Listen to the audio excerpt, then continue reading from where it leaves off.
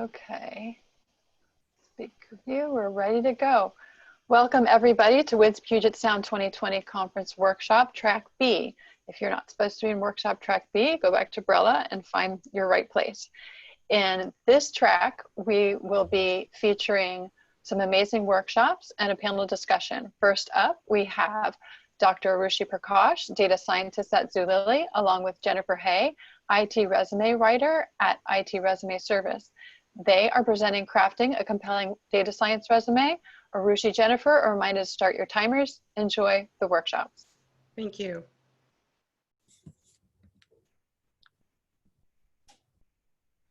Well, let me first up, this is Jennifer Hay. Let me just do a brief description of who I am.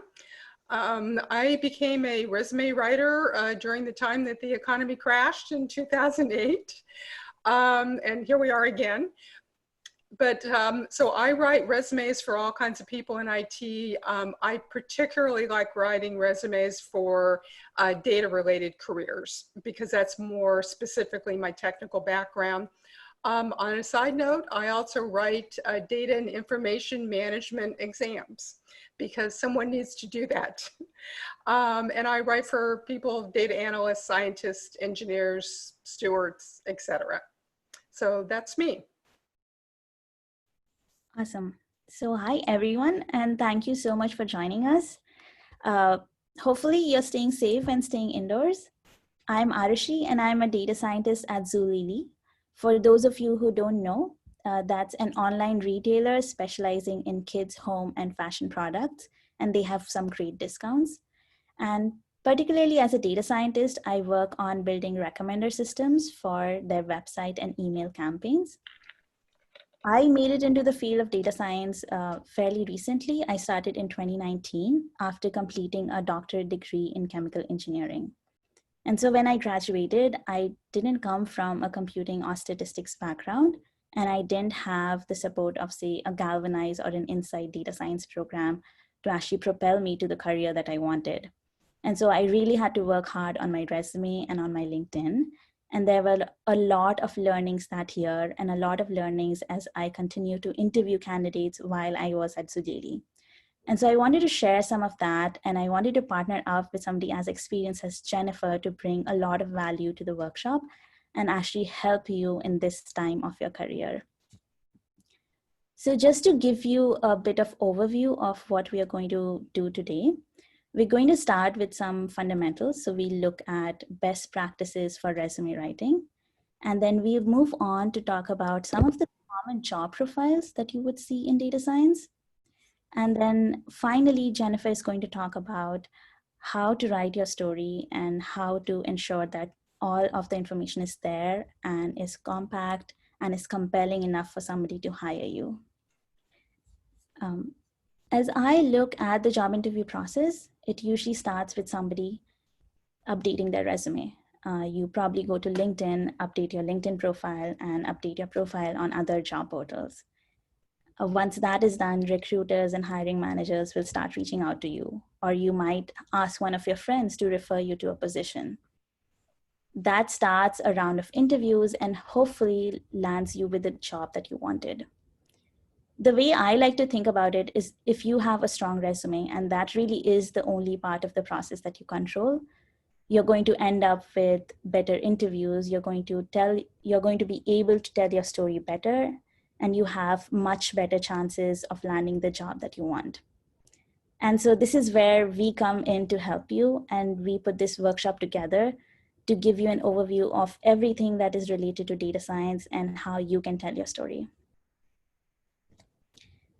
So first up, we have best practices. So there's definitely a lot of content out there.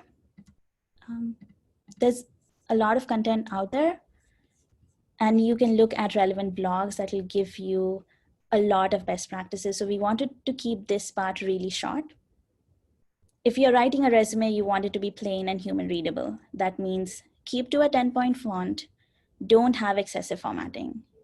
And that's something that I wanted to call out because as soon as you upload your resume into an applicant tracking system, and that's what most people or most companies use, they're going to strip out most of the content. They're going to strip out the tables, and they're going to try to read some of the data in the tables and ultimately jumble up some of the text in your resume. So to avoid that, keep to a plain formatting. The second choice that you want to be making is whether you want to design a chronological resume or a functional resume. When I say a chronological resume, you record all of your experiences in the field in reverse chronological fashion. That means that if I were to record my experiences, I would say data scientist 2 at Zulily, then go back and write about data science 1 in Zulily.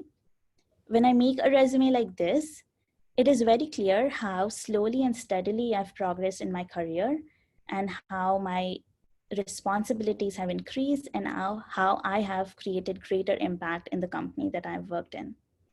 However, if I was transitioning from a different field, or if I had big gaps in my career, that would be very visible in a chronological resume. And so when I was starting my job search after chemical engineering, I opted for a more functional resume, where I only talked about experiences that were most relevant to data science, the parts of my thesis that had some coding or had some stats in it, and removed everything else. And that allows you to be more creative. That allows you to only show information that you care about and take people away from the idea that you didn't have a very straightforward path into this career. Next up, we have writing. Of course, you're going to write about a lot of your work experience and your project, but you want to make sure that these are relevant. You want to make sure that the parts of the project that you talk about are relevant to the jobs that you're applying. One way to make it relevant is actually using keywords from the job post that you are applying to. These keywords ensure that you are highlighting the responsibilities, the roles, the technologies that the hiring manager cares about. And that makes for a very strong resume. And finally, we come to writing style.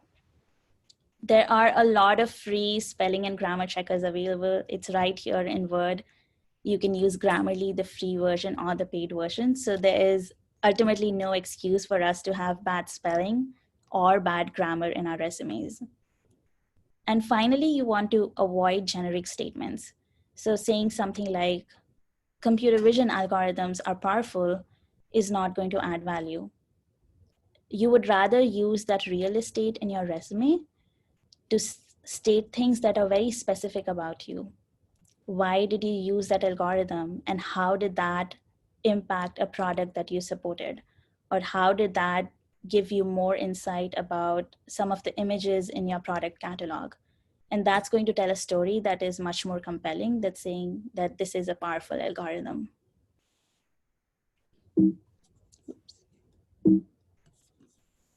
Oh, okay. Just getting comfortable with some of these functionalities. So now that we've covered some of that, I wanted to take some time to look at the different job profiles that you are going to be faced with when you do just a little bit of scouring over the internet for data science jobs. So the field of data science, as you must have noticed, is really diverse. When you go online and look for a job in the field, you'll see terms like data engineer, machine learning engineer, an applied ML scientist, applied scientist, a data and applied scientist, a data scientist, a data analyst. And so understandably, anybody is going to be confused in a situation like this. So I wanted to take some time and actually explore what these different roles mean. And I'm going to compare these roles in different ways. So in terms of function, in terms of how they contribute to products, and in terms of the degrees that are most represented in these roles, which hopefully will give you a better understanding of the role and the field that you might be a better fit for. Because ultimately, when you are writing a resume, you want to have that end goal in mind, and you want to ensure that your resume reflects the right technologies and the right roles that you've taken before. So here on the right, we have a simplistic Venn diagram. When I say simplistic is because it tries to show you all of the data science job profiles in a very compact manner, and it abstracts away a lot of commonalities between them, or a lot of nuances between in these profiles. So on the very right, you have your data analysts and data scientists. They usually operate between all of the data and a lot of math and statistical models. And so ultimately, they are going to apply math and statistical models to derive insights from data. On the left, you have a machine learning engineer who conventionally, where machine learning engineers conventionally use computer science algorithms to actually put mathematical and statistical models in production. And on top, you have data engineers, which will build a lot of these platforms using algorithms and data structures. And these platforms are going to support these data analyses and data-driven insights that the analysts or the scientists created, or they might support some of the production models that a machine learning engineer is going to put in production.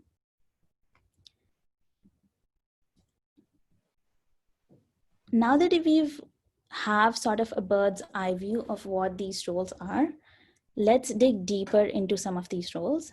What I've done exclusively for this workshop and for you is gone to the internet and picked out 10 job descriptions for a data analyst role. And I've done the same for a data scientist, machine learning engineer, and a data engineer. And I've picked up the most common words that were represented to describe this role. So what you're seeing here on top is actually a word cloud.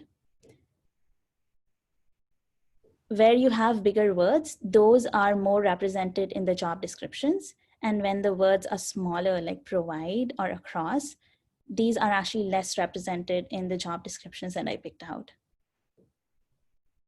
So when you analyze a data analyst role, you'll see that they have words like business, analytics, team, research, and product, because on a day-to-day basis, they are working closely with the business and trying to provide insights to the business.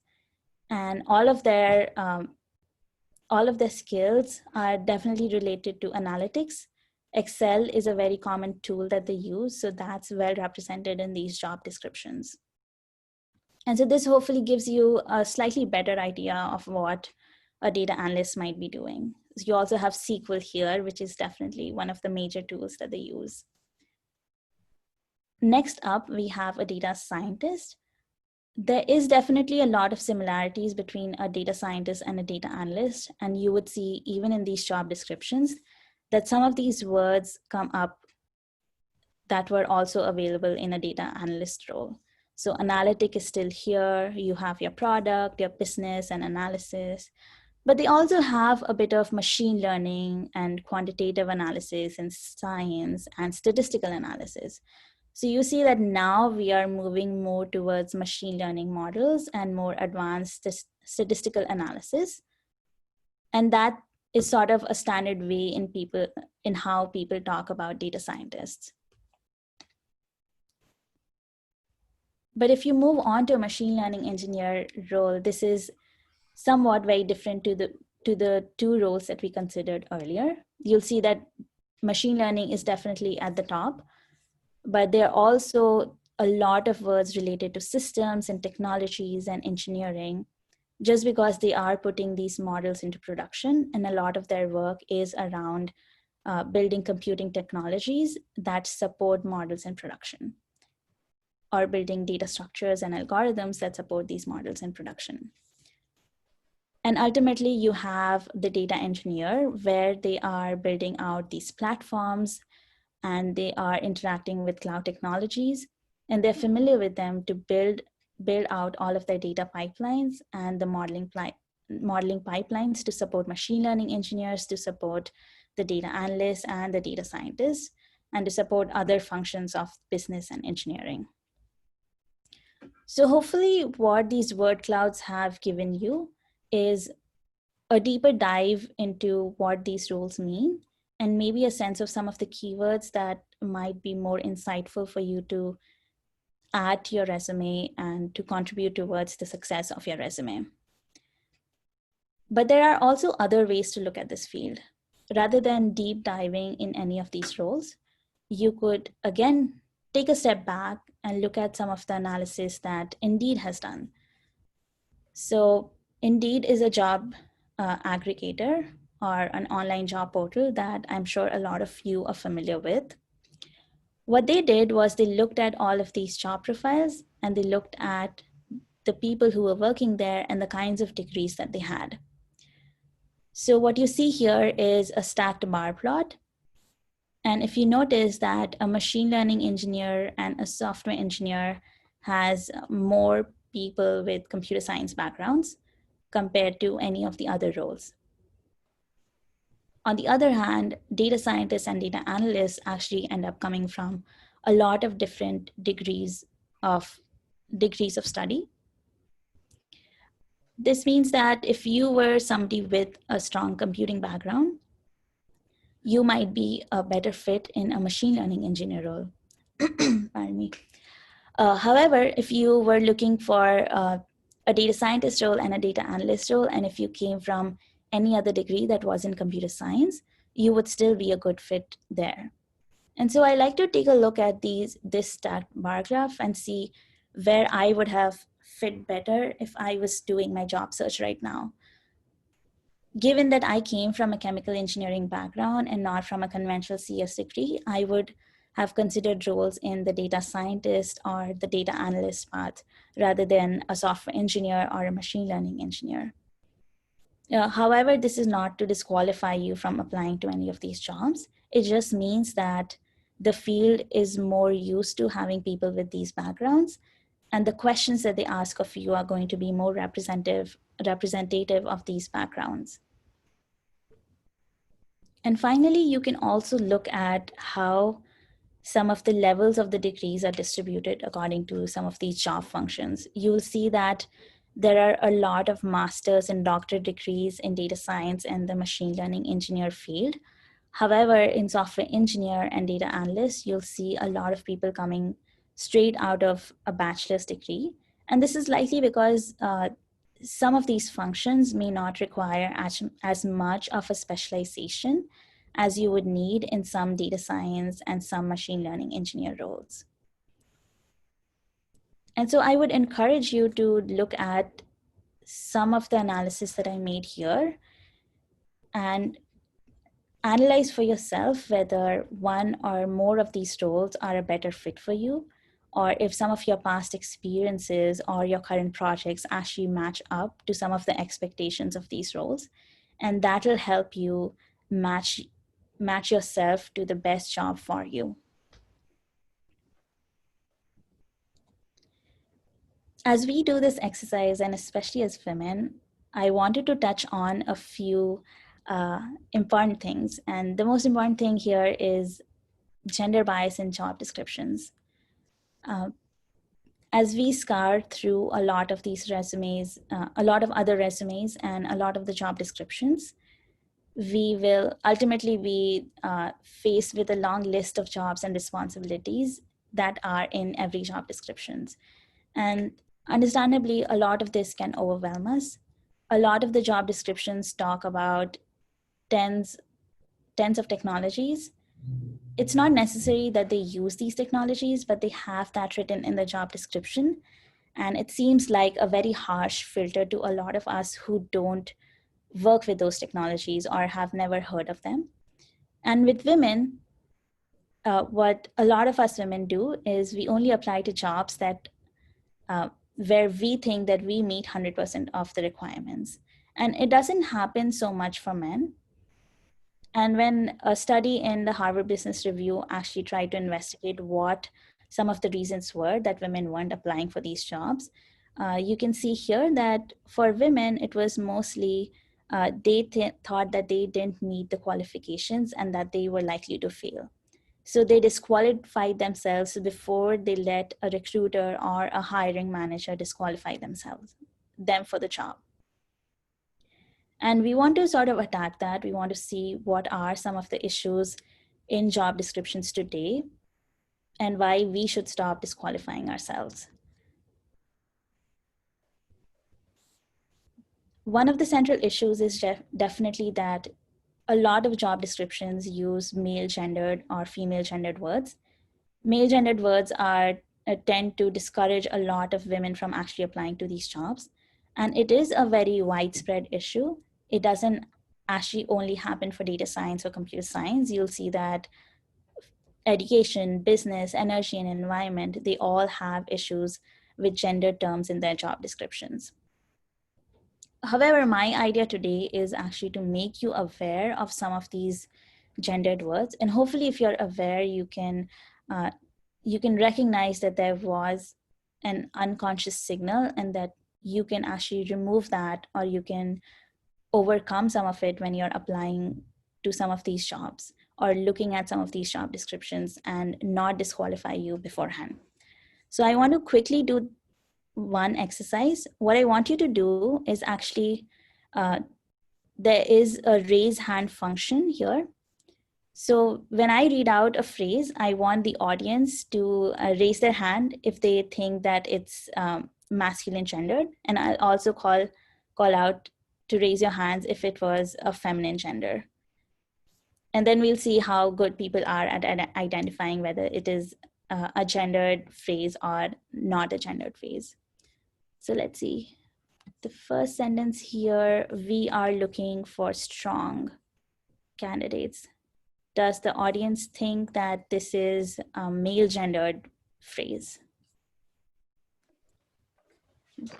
Jennifer, you'll have to help me. What do I need to do? I need to see if people are raising their hands. And I think I'll have to stop sharing for that. They are sharing their hands. Pretty much everybody has raised their hand.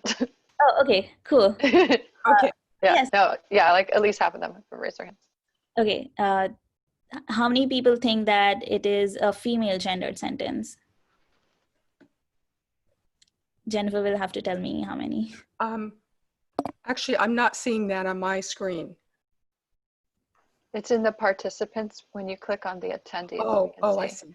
Okay. And it's, yeah, much less. There's 1, 2, 3, 4, 5. Cool, yeah. So the first one is a male gendered phrase. Let's look at the second one. It says, have a polite and pleasant style. Does the audience think that this is a male gendered phrase?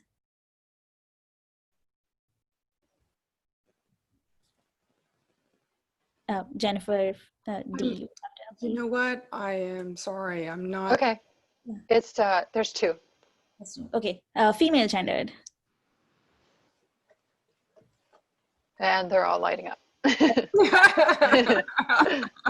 your guess. Okay, the third one's tricky. So we are a team focused on.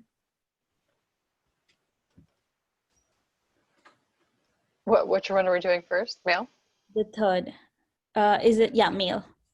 Let's see. Yeah, we have 4, 5, 6. Yeah. We have a question about whether it's a male. Is Yes. that the, okay. Well, this is actually a neutral. Yeah, seems pretty neutral. Yeah. This is neutral even. Yeah. Fourth one, who strive in a competitive atmosphere. Is this male gendered? Yes, they're totally lighting up, raised hands. Yes, I can see that now. You find it now? Good. I think it keeps going in and out the tab for people. So yeah. And similarly, fifth is female, and then sixth is male again. The good news is a lot of companies are working to have neutral gendered phrases in their job descriptions, just because we don't want to signal whether a job, any kind of job, is more likely to be taken by a female or male. We want it to be open to everybody.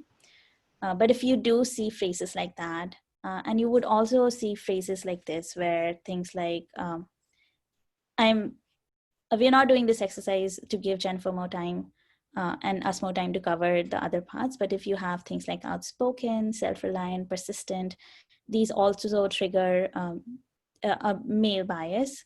However, things like compassionate, sensitive, and committed are going to indicate female gender jobs. So the idea is to work around it and try to either cross out those words in job descriptions or look at more neutral words if the job descriptions already have some gender. And ultimately, if there is a big problem in the job description, that might also tell you a lot about the company that you're applying for. But what you can do for yourself in this interview process or in this process of writing your resume is not disqualify yourself before you've applied to a job. Don't disqualify yourselves because the job description said so and you feel that you might not meet a few requirements, or you might not be as outspoken or even maybe compassionate. I think what you should look at is whether if given that job, you might be able to complete it. You might be able to learn and grow as a person in that job. So yeah, with that, I'm going to hand over the mic to Jennifer. And she'll tell you the importance of storytelling and how to bring your story forward. Okay. Well, first, I want to acknowledge the fact that about not disqualifying yourself. If you think that you have the skills, you have a majority of the skills, and you think that you can excel, then you need to apply for the position. And I just recently read an article about some of the crazy qualifications they put in data science job descriptions. And they're asking for things where it's simply impossible for someone to have all the skills. And I remember in the past seeing job descriptions asking for a depth of experience in an area that had only been around for 6 months or so. So just try to meet what you think are the major requirements, and then do research on the other elements to kind of bring up your comfort level. Okay, well, all right, so now we're going to get into storytelling, which is one of my favorite subjects. So let's go ahead and get started. Oops. Yes. Okay. In this section, we're going to review my storytelling process, which I use to help clients think differently about the work that they've done. Many of my clients focus on their achievement stories, on the technology that they delivered, because that's where they're most comfortable. And while this is important, it's also essential to think about the journey to getting to those results. I often find that it is in the journey that the most compelling information arises, and it demonstrates a person's leadership, management, and technical expertise. It is quite common for many of my clients to take on expanded roles and responsibilities, as I'm sure most of you have. And then especially when resources are tight, projects struggle for any number of reasons, or the stakeholders are continuously changing their mind. This is particularly true in today's marketplaces. And sometimes it's simply because the person is a perfectionist and expects the highest standards in themselves, and it's just their nature. So there are challenging situations that can be written in your resume, LinkedIn profiles, and cover letters. So what I want to do is I want to start telling you about a recent client of mine, Carol. And what I want to do is kind of describe her journey from being a professor of economics to now working for a consultancy, building their new data science practice. And let's go through how she was able to tell that story in her resume. So first, she had actually divided it into these four primary sections.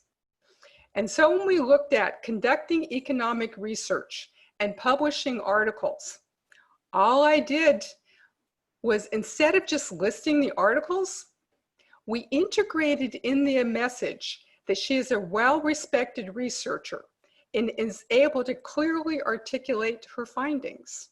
So we're promoting her speaking and communication skills. Next, for this section, attending and presenting research findings at leading conferences. Here we could have just described her findings, but we went beyond that. We described her influential voice and how she is able to drive discussions about research and data science efforts. Next, we looked at reviewing and critiquing articles written by other researchers. Although this may seem obvious, it's really important to mention that her opinion was valued in research and data science communities. So you're beginning to see how these all connect with her leading a practice. And finally, teaching undergraduate and graduate economics courses. In those, we provide examples of how she mentors her students and builds strong skills while using the latest technologies. And also we added some great quotes from her students recommending her. We provided examples.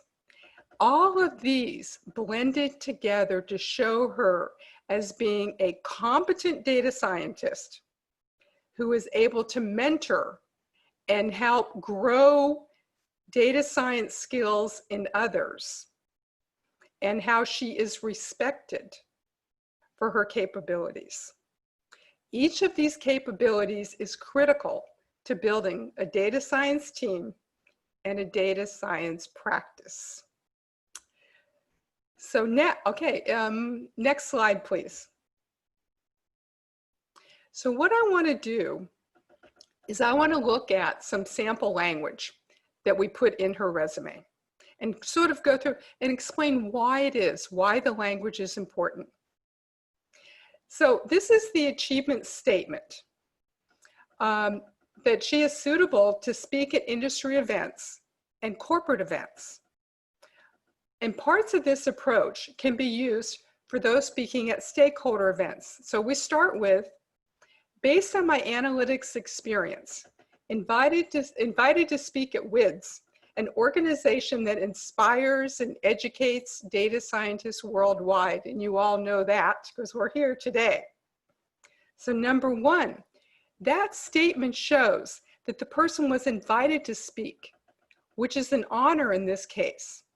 Number two, the invitation was based on their analytics experience, on her analytics experience, which reinforces the idea that she has a solid background. See, reinforcing is an ongoing message that we're going to be talking about in this session. Number three, it also describes the organization holding the event, which in this case directly relates to the work that she does. This is a lot of information in a relatively short couple of sentences. Let's look at the next two sub-bullets. Engaging attendees in learning about the use of data science and economics, and the statement received very positive feedback. These both reinforce her as being a very successful educator. And as I mentioned, if you're building capabilities within your team or within a consultancy, those are all very valuable skills. And so the next sub-bullet, presenting a research project, and the exercise that were conducted demonstrates this person's technical skills. As a matter of fact, in an interview, I'm sure she talked about how she stayed updated with the technology to ensure that her students were ready for real-world jobs. Everybody, and just on a side note here, everybody already knows that people quickly scan resumes. So reinforcing ideas and making the language easy to understand is particularly important. When you think about what companies need in terms of data scientists, they need someone who can share their knowledge and expertise within their team. It is also beneficial to having an engaging speaker who can speak confidently to senior management to gain buy-in. Many organizations are still new to data science. They don't know what the possibilities are. And part of Carol's job is going to help them to understand that. So next slide, please. All right, I think that many of you will find yourself in Carol's story. Have you done any of the following? Have you mentored someone through a problem? Have you trained colleagues to use new technologies or technical practices? Have you given a presentation about your work? This could be even a status meeting with senior management.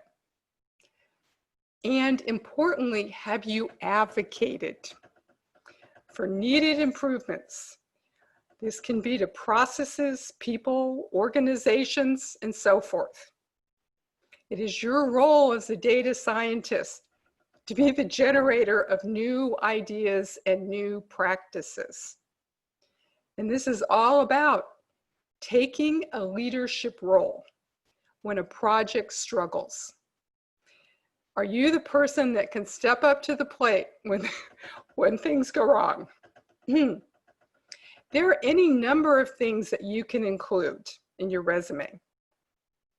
As I mentioned, it's not always about what you implemented. Many of my clients work on personal or open source projects to build out their skill set. They learn new technologies and then use them in their work.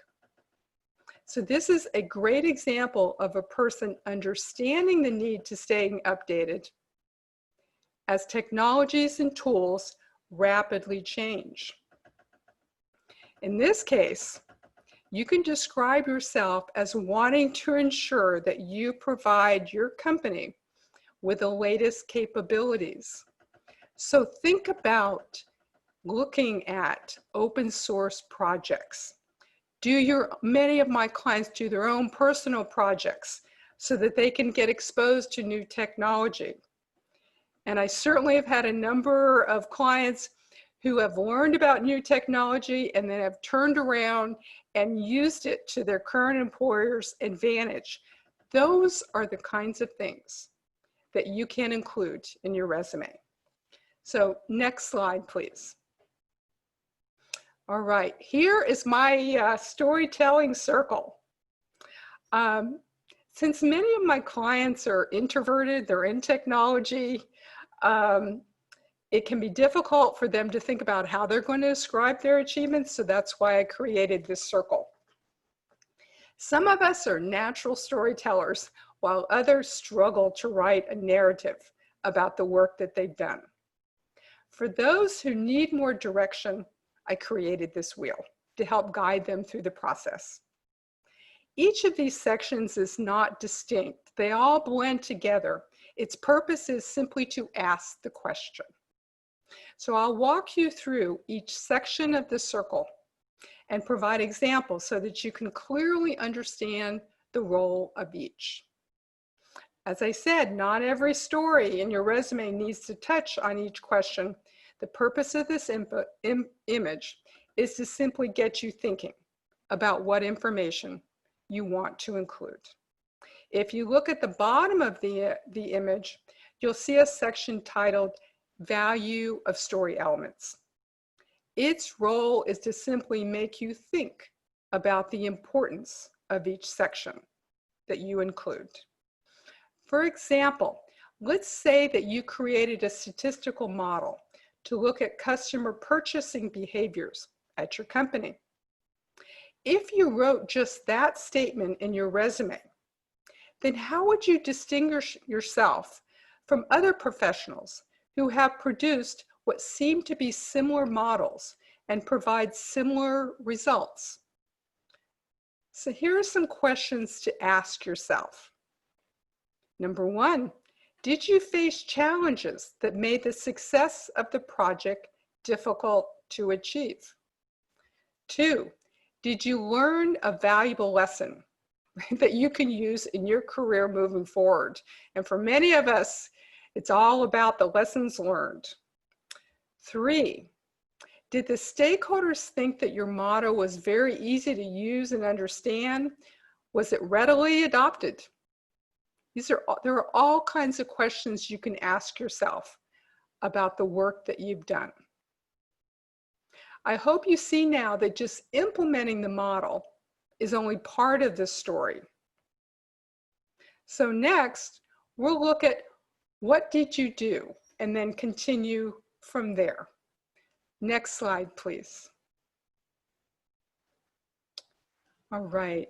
It is important to step back from the specific work that you've done and think about the overall area. Many of my clients get really focused on their own work, but they need to look up and see who else is part of this project and what are the interdependencies. Sometimes people work well as individual contributors throughout an entire life cycle, while others work well within a team. When you work independently, you should touch upon every aspect of your life cycle. This is a fairly straightforward approach. For example, you could say that you're responsible for every aspect of the analytics life cycle, including data discovery, data aggregation, etc.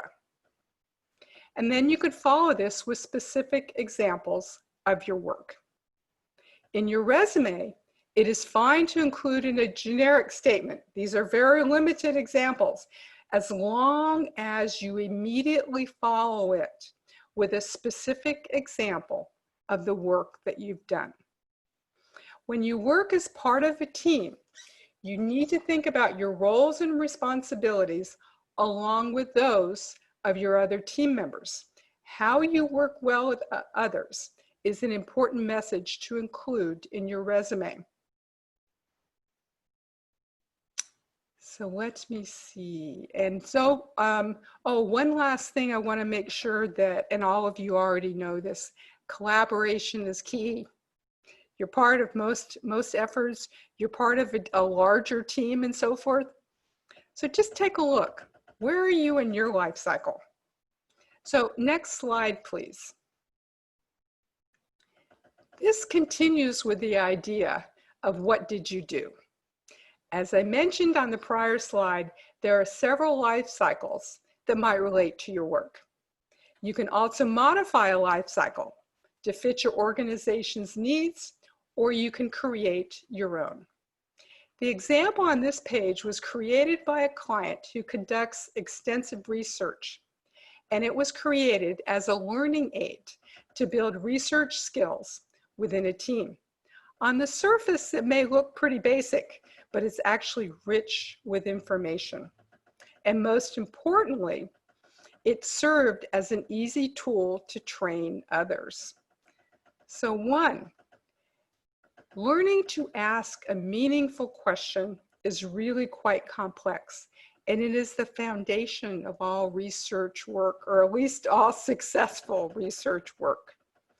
Two, finding suitable data sets is all about learning to explore data sources, understanding data quality issues, capturing and cleansing data, creating data pipelines, among many other issues.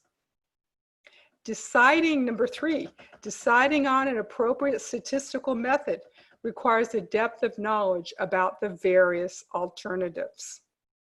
Number four, answering the question based on quantitative results requires expertise in data analysis and data exploration.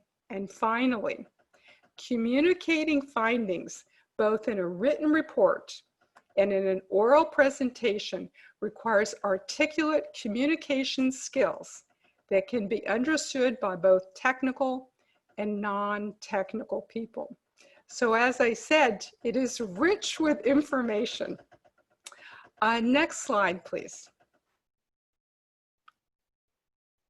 Now let's look at the section, how did I do it? In this example, we have an overview statement that describes the achievement. Modernized a bioinformatics environment to strengthen the company's primary product and enable customers to conduct research. This is pretty straightforward and is followed by the actual work that was performed. And looking at the sub-bullets, my client talked about, or we described how she'd converted to a Django framework to enable rapid development. and also that she provided a scalable web framework to meet the company's growth expectations. And then she further enhanced it with additional functionality that included shopping cart functionality to an information-based system. The reason I find this last thing particularly interesting, and I have yet to ask my client, is how similar is this to a data marketplace, which is the idea of having the purchasing and the exchange of data, just like you would do purchasing thing with comments and ratings and so forth. And if in fact the functionality is similar, that it is an e-commerce solution on top of a very searchable information source, I will definitely add that to his resume. So going back to the achievements, in this example, there are multiple benefits. The company sold more products because their customers could conduct more advanced research. The company was growing, so providing a scalable web framework to meet increased demand was a solid achievement. There is a lot of information being provided here in a very tightly worded sentences. So it always pays off to stay updated on current data trends. So next slide, please. So now, this is my favorite part. Let's look at what are the challenges, because everybody has challenges. And it is essential that you include these in your resume. As I mentioned, you may have implemented something that seems similar to other people, but when you look at the challenges, that really tells the story. And I'm sure that your stories will be no more horrifying than what I've already heard from others. For example, I had one client who showed up to work to find that the pipes in the building had burst overnight and his physical servers were doing the backstroke in the deep water. In another case, my client's boss really liked the tool vendor and purchased software that the company simply didn't need. His job was to implement that solution. Now let's go through the list. Short deadlines. This is the reality of technical environments. Sometimes it is the case that the business has a limited understanding of just how long projects take. Sometimes stuff just goes wrong. If you have been able to successfully deliver against an incredibly short deadline, then mention that. The next item, resource constraints and a lack of in-house talent. In data science, it is still the case that talented and highly skilled data scientists and engineers are in short supply. This is why being able to train others and build competencies with your team is a very strong skill to have. Next, significant data quality problems. Understanding data quality, the ramifications of poor data quality, and how to cleanse data are really important for data scientists. Number 4, a company new to data science with high expectations for what data scientists actually do. This is becoming less of an issue, but still important. Companies often have unrealistic expectations. So your job as a data scientist is to help them understand about the realistic possibilities. And this is where the strong communication skills also come in. As far as technical problems and leadership and organizational problems, there have been times when I've described my client as being able to be calm and focused during stressful times. This certainly doesn't fit everyone, but some people excel at this, even though it is definitely not me. A poor data culture and a lack of data literacy within the company. This is one of the most significant challenges that data scientists will face. This is where being a data advocate, being an educator and a mentor working with business users to analyze data, being patient beyond belief are all important skills. A requirement that the data scientist also be a data engineer. I am sure that all of you are familiar with this, but it is good to understand the data engineering role and responsibility. And as a data professional, being able to handle data compliance and privacy issues is a great skill. One important thing to remember when describing challenges is that you are never disrespectful when talking about the company. You have to find a way to state facts without saying that your boss is a jerk. So next slide, please. Just a note, we've hit the 10-minute mark from the end. Thank you. Now let's take a moment to look at achievement statements that illustrate challenges. On the main bullet, we've included the overall achievement. They resolved a critical problem in a product that had an early release scheduled at a major conference. And then what I've done is I've highlighted, I made it very easy to understand. We started with the results. And here there are multiple benefits here. So he resolved a problem, and also as a result of his solution, they were able to file a patent. And then I highlighted the achievements. There were two major issues, or the challenges. There are two major issues: that retraining the whole data set, and also it would violate their customer data privacy by merging customer data and the company's hiring data. This is especially important. This is especially important. And finally, we talked about created and tested a new online training algorithm which reduced the model updating time and prevented potential data security problems. Data security and privacy will continue to be a major issue for data scientists. So next slide, please. What did you learn? If you are new to data science, lessons learned, as I mentioned, is very important. So here, we just have the bullet item that we actually say up front: learn the importance of data quality in analytic processes. We talked about the challenge, and then we talked about what the person implemented. They selected and actually implemented a binary classifier logistic regression model. In an interview, they can certainly describe how that made that selection.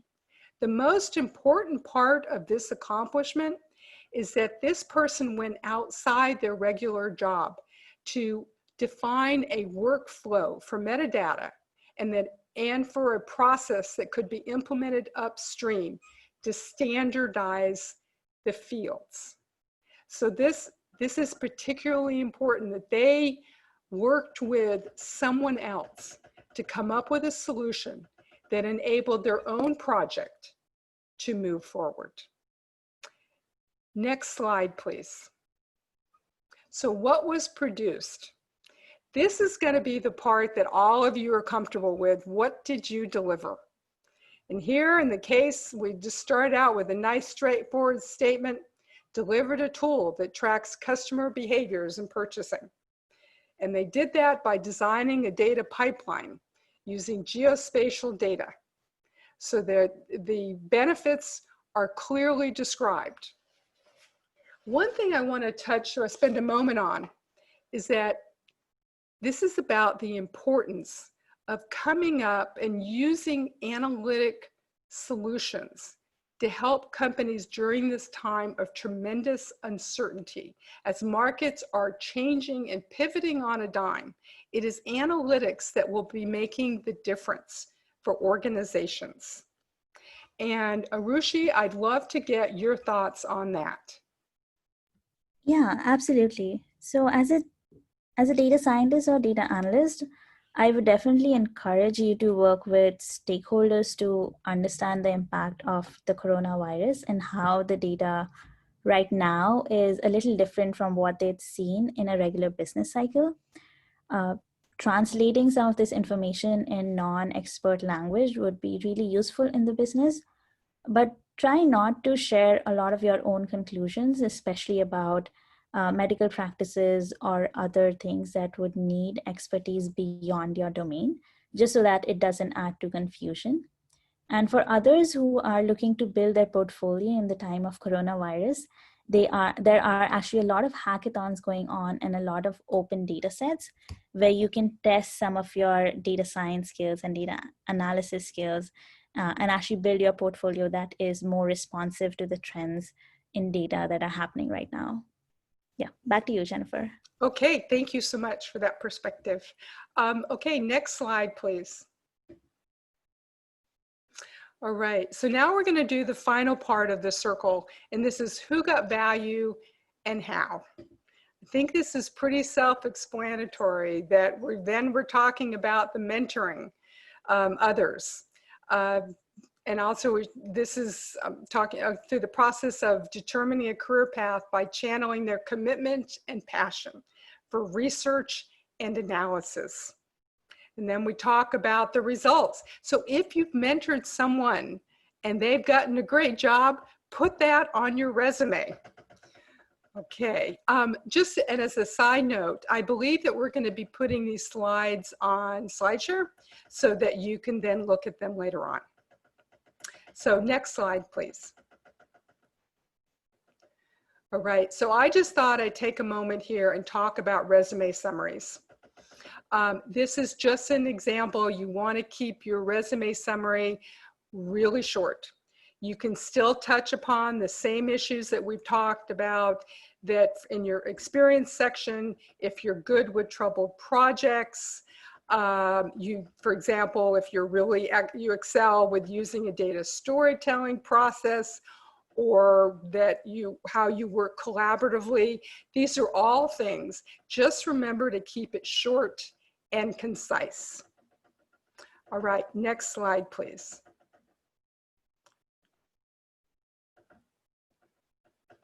All right, I want to apologize for taking so much time. I had got a little carried away. So Arushi, I'll let you go ahead and finish this part. No worries. I think everybody got a lot of value from the part about storytelling. And I'm sure they wanted you to go on for longer. I hope not. Yeah. So just summing it all up, we talked about some best practices that you would want to follow. But essentially what you're looking for is to tell your story in a coherent way with some of the tools that Jennifer described today. And please reach out to people, even if it's just to get recommendations on what you should improve on your resume, or reach out to experts like Jennifer or somebody who is in the field that can give you more advice. And Jennifer has her email here and I have my LinkedIn profile. So if you want, you can keep in touch with us and ask us any questions that you want. And of course, stay safe. Yes, and absolutely. If you have any questions that you have a particular challenge in your resume, I'm happy to just let me know. This will be the complimentary part of this presentation and so forth. And I just want to thank you for the opportunity. Okay, we have a few questions. Arushi, were you able to see the ones that I sent you? Yes. So there are 3 questions, Jennifer, and we can go through some of them. So the first one is, I identify with many of the words described as masculine along with the words described as feminine, such as compassionate. How can traditionally feminine or masculine traits, both of which might be helpful in a given job role, be signaled in job descriptions without resulting in gender bias? So I think that the person here is asking if their resume should have some words that are gendered. Personally, I would keep it to neutral words. But if a job does ask for you to be more understanding of stakeholders, it's good to show that you could work through things with stakeholders. But of course, there's always a more neutral way of writing these words. Jennifer, if you had any comments about including some of these words. Just keep in mind that depending on your job role, you may want to lean, if you're in more of a support role, I don't know how many of you would be in that, then your ability to, you're not necessarily going to use the word nurturing, but your ability to be patient with people would be a valuable skill. So sometimes it can vary a little bit depending on what job role you're applying to. Awesome. So second question, I am currently a data scientist who's looking to move into a data analyst who's looking to move to a data science role. As you pointed out, a scientist role involves different technical skills than an analyst role. Do you have any advice for making that transition since it is not necessarily a vertical move? And are there certain types of analyst roles that lead well into a role in data science? So I think there are a number of flavors of data science roles that actually are parallel to or very similar to a data analyst role. Anything around product analytics is really amenable, and you could pretty much talk about all of your experience as a data analyst for some of these roles. And I would reiterate my point about having a functional resume where you are kind of highlighting some of these major contributions that were most similar to data science than a data analyst role. And of course, going through Jennifer's framework of writing your story in a certain way is going to help you. Jennifer, did you have anything to add? There's one final question, and we are also I think this is more getting, the last question is getting more into what you were talking about. Let me see, identify with many of the words described as masculine, as long as the words described as feminine, such as compassionate. And actually compassionate can be a very valuable skill, especially as we go through some troubled times here in the marketplace. How can traditionally feminine and masculine traits, both of which might be helpful in a given job role, be signaled in job descriptions without resulting in gender bias? I think we're on the second question about. Yeah, actually. Oh, I'm sorry. Can we go to the question that got the most upvotes was the one that says, thanks for a great presentation. Do you have any recommendations on how to present skills for someone who is mostly self-taught, e.g. how to describe coding skills on a resume, including a GitHub link on a resume? I think one great way to talk about something like this is to talk about the challenges, especially in data cleaning and data gathering that you might have when you're creating a project on your own. You might be scraping the internet for different sources of data, and you would definitely have to clean it. Another way to really talk about some experience is maybe you worked with an NGO or you did some freelance job where you were actively working with a stakeholder who needed an analysis. And so talking about some of the challenges around that and how you did it and how maybe it contributed to a presentation would work. And you would also keep to something that's more functional. So talk to people, so write about the different coding skills that you've covered in your learning and some of the things, and actively link to what you've created out of it. Yep. And, also, I was just going to add, think open source. Those are tremendous opportunities to use the new emerging trends and to get solid experience. All right. Also, as I said, many of my clients work on personal projects. You can pick something out, something that highlights your strengths, and then put it on GitHub. Yep. Awesome.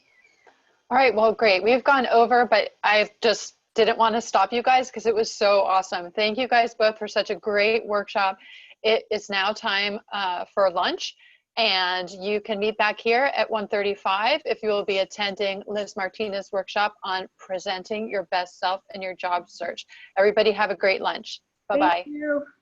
Thank you all for being a great audience. Okay, bye-bye. Bye.